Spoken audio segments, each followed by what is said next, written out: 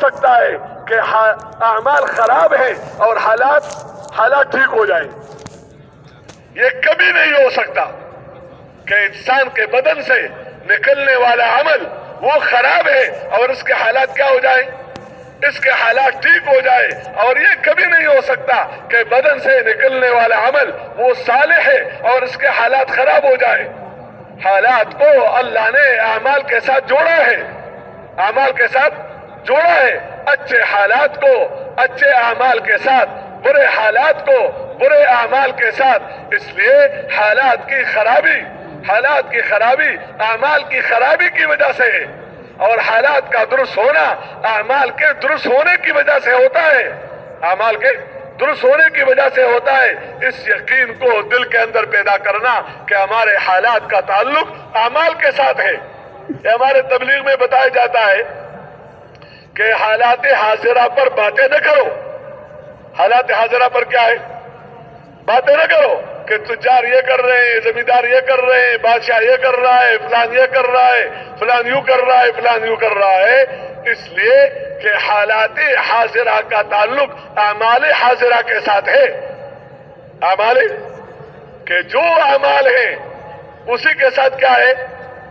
تو یہ ہو نہیں سکتا ہے کہ حالات کے اعمال خراب ہو اور حالات ٹھیک ہو جائیں, اور یہ نہیں ہو سکتا ہے کہ اعمال صالح ہو اور حالات کیا ہو جائے, خراب ہو جائے. یہ نہیں ہو سکتا.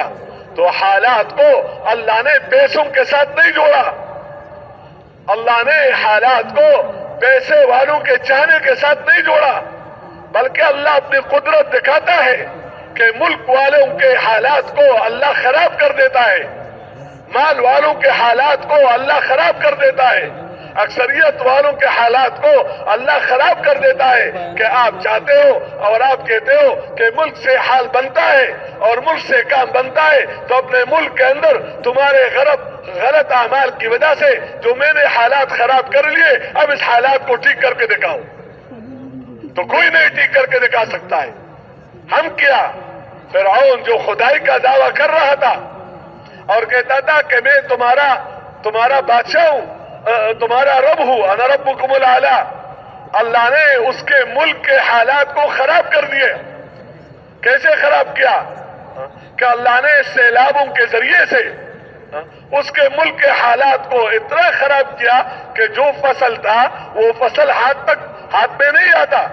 کیوں؟ سیلاب ہی سیلاب ہے. تو اب یہ اللہ کی شان ہے کہ بندے کے اندر ایک تخم اللہ نے رکھا ہے, خواہ ابو جہل ہے, خواہ فرعون ہے, خواہ نمرود ہے, اور وہ تخم کیا ہے؟ ہدایت کا تخم. کوئی ضائع کر دیتا ہے کہ اللہ ہی کرنے والا ہے. تو اب جب یہ حالت خراب ہو گیا, خراب حالات ہو گئے, تو اس کے بعد موسیٰ علیہ السلام کے پاس آیا. فرعون کس کے پاس آیا؟ موسیٰ علیہ السلام کے پاس, اور موسیٰ علیہ السلام سے دعا کی درخواست کی کہ اے موسیٰ, اللہ سے مانگو. کس سے مانگو؟ اللہ سے مانگو, اپنے رب سے مانگو, جو تیرے اور رب کے درمیان عہد ہے مانگو. اگر تم نے لئن کشفت عنا الرجز لنؤمنن لک ولنرسلن معک بنی اسرائیل, اگر ہمارے یہ حالات ٹھیک ہو گئے, ہمارے حالات ٹھیک ہو گئے, تو آپ کے دو مطالبے ہیں. ایک مطالبہ ایمان کا ہے اور ایک مطالبہ یہ ہے کہ بنی اسرائیل میری قوم ہے, اس پر زیادتی نہ کرو, اس کو غلام مت بناؤ, اس کو میرے حوالہ کر دو میری قوم کو. تو اگر آپ کے دعا سے میرا یہ کام بن گیا تو میں ان دونوں مطالبوں کو مانوں گا. لئن کشفت عنا الرجز لنؤمنن لک ولنرسلن معک بنی اسرائیل. تو نبیوں کے اندر تو شفقت اور خیر خواہی, کوئی تانا نہیں دیا کہ ابھی جب پنس گئے تو آ گئے, یا ابھی دیکھو تمہارے ساتھ کیا ہوگا, ابھی تو ابتدا ہے.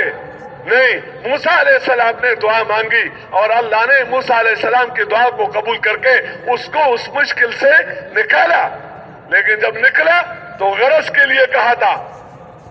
جو بندہ دعاؤں کو صرف غرض کی وجہ سے کرتا ہے, نیک اعمال کو صرف غرض کی وجہ سے, جب غرض پورا ہو جاتا ہے وہ عمل پھر چھوڑ دیتا ہے.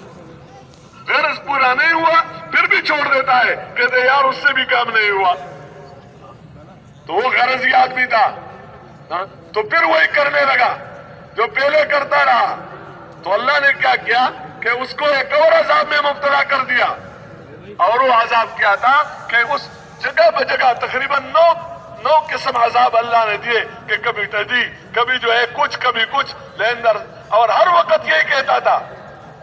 تو اللہ کی طرف سے یہ جواب آیا کہ دیکھو جب یعنی موسیٰ علیہ السلام نے دعا بھی کی لیکن اس کے حالات ٹھیک نہیں ہوئے۔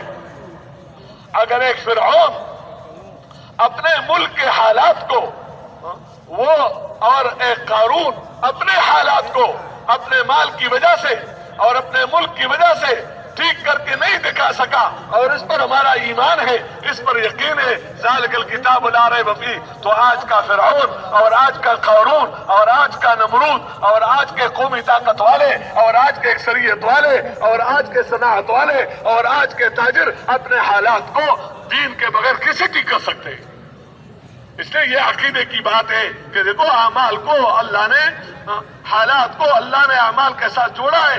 ایک حدیث قدسی میں ہے انما ہی اعمالکم احصیھا لکم فمن وجد خیرا فلیحمد اللہ ومن وجد غیر ذالک فلا یلومن الا نفسہ، کہ یہ تمہارے اعمال ہے، میں اس کو محفوظ رکھتا ہوں تمہارے لیے، جس نے اچھا حال دیکھا تو اللہ کا شکر ادا کرے، اپنا نہ برائے کہ میں نے یوں کیا، میں نے یوں کیا، اور جس نے کوئی دوسرا حال دیکھا اپنے کو ملامت کرے۔